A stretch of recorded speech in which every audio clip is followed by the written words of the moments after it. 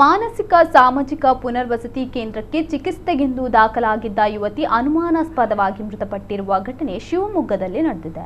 ಮೃತಪಟ್ಟ ಯುವತಿಯನ್ನು ಶಿಕಾರಿಪುರದ ನಿವಾಸಿ 17 ವರ್ಷದ ನೇಹಾ ಎಂದು ಗುರುತಿಸಲಾಗಿದೆ. ನೇಹಾ ಅವರು 8 ತಿಂಗಳ ಹಿಂದೆಯಷ್ಟೇ ಹಾವು ನೋಡಿ ಬೆಚ್ಚಿ ಬಿದ್ದಿದ್ದರು. ಓದುವ ವಿಚಾರದಲ್ಲಿ ಮಂಕಾಗಿದ್ದ ಈಕೆ ಬ್ಲೇಡ್ನಿಂದ 1 ಬಾರಿ ಕೈ ಸಹ ಕೊಯ್ದುಕೊಂಡಿದ್ರು. ಈ ಹಿನ್ನೆಲೆಯಲ್ಲಿ ದ್ವಿತೀಯ ಪಿಯುಸಿ ಪರೀಕ್ಷೆ ಕೂಡ ಬರೆದಿರಲಿಲ್ಲ. 3 ದಿನಗಳ ಹಿಂದೆಯೂ ಯುವತಿಯನ್ನು ಖಾಸಗಿ ನರ್ಸಿಂಗ್ ಹೋಮ್ಗೆ ಕರೆತಂದು ಚಿಕಿತ್ಸೆ ಕೊಡಿಸಲಾಗಿತ್ತು. ಈಕೆಯ ಸಾವು ತುಂಬನೇ ಅನುಮಾನಾಸ್ಪದವಾಗಿದ್ದು, ಸಾವಿನ ಬಗ್ಗೆ ಪೊಲೀಸರಿಗೆ ಇನ್ನೂ ಮಾಹಿತಿ ನೀಡಿಲ್ಲ. ಹಾಗೆಯೇ ಬೇಸಿಗೆ ಶಿಬಿರದಲ್ಲಿ ಸಮಾನ ವಯಸ್ಕರೊಂದಿಗೆ ನೇಹಳನ್ನು ಬಿಡಲಾಗುವುದು ಎಂದಿದ್ದ ಆಸ್ಪತ್ರೆಯವರು ಮಾನಸಿಕ ರೋಗಿಗಳ ಜೊತೆ ಆಕೆಯನ್ನು ಬಿಟ್ಟಿದ್ದಾರೆ ಎಂದು ಕುಟುಂಬಸ್ಥರು ಆಕ್ರೋಶವನ್ನು ವ್ಯಕ್ತಪಡಿಸಿದ್ದಾರೆ.